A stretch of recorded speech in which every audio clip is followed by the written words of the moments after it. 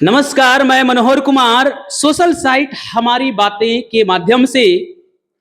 तो जैसा कि आप स्क्रीन पर देख रहे हैं, सहारा इंडिया परिवार जो आज के डेट में गुमनाम कंपनी बनकर रह चुकी है।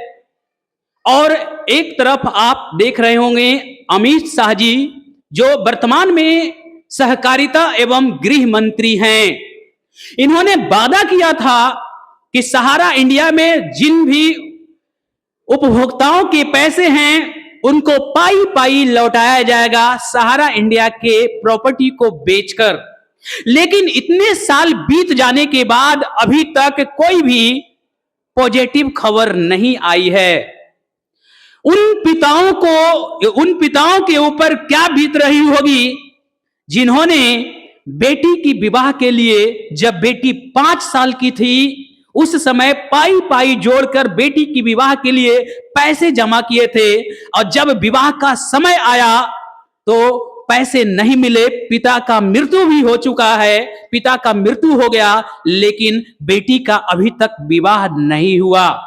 उन माता पिता के ऊपर क्या बीती होगी जिन्होंने अपने बेटा और बेटी को उच्च शिक्षा के लिए एक एक रुपया करके सहारा इंडिया में जमा किया है, और उन्हें अपने बेटी को पढ़ाने के लिए पैसे नहीं मिले, और उनका बेटा बेटी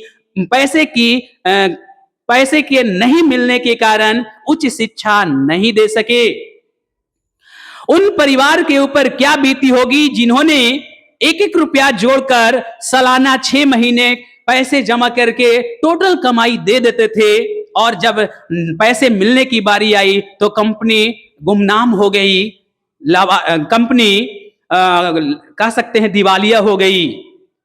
तो आप उन माता पिता के दर्द को समझ सकते हैं, लेकिन गृह मंत्री जी, सहकारिता मंत्री जी सिर्फ वादा करते हैं, वादा पूरा नहीं करते हैं।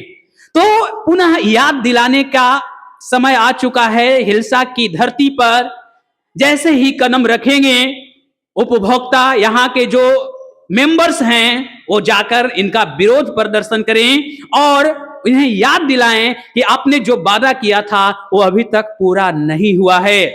इसमें कुछ और भी योजनाएं थी, जैसे MIS करके योजना थी, जिसमें 1 लाख रुपए अगर हम जमा करते हैं तो उसका इंटरेस्ट हमें मंथली मिल जाते थे, और बाद में उसका टोटल पैसा मिलता था। इस पर भी अभी तक कोई पॉजिटिव खबर नहीं मिला है। तो हम आप लोग से कहना चाहते हैं कि ज्यादा से ज्यादा संख्या में हिल्सा मई गांव में इकट्ठा होकर अमित शाह जी को एक बार पुनः याद दिलाएं कि सहारा इंडिया का पैसा अभी तक हम लोगों को नहीं मिला है। यदि कुछ लोगों को मिला है तो मूलधन मिला है, और मूलधन से भी कम मिला है। क्या 20 साल 50 साल अगर जमा करता है तो क्या मूलधन के लिए कोई जमा करता है? बताइए, 20 साल में कितना पैसे का वैल्यू गिर जाएगा। अगर हम 20,000 रुपया जमा किए हैं तो उसका वैल्यू वर्तमान में मात्र 2,000-4,000 रुपया के बराबर हो गई है। तो हमें फायदा क्या हुआ?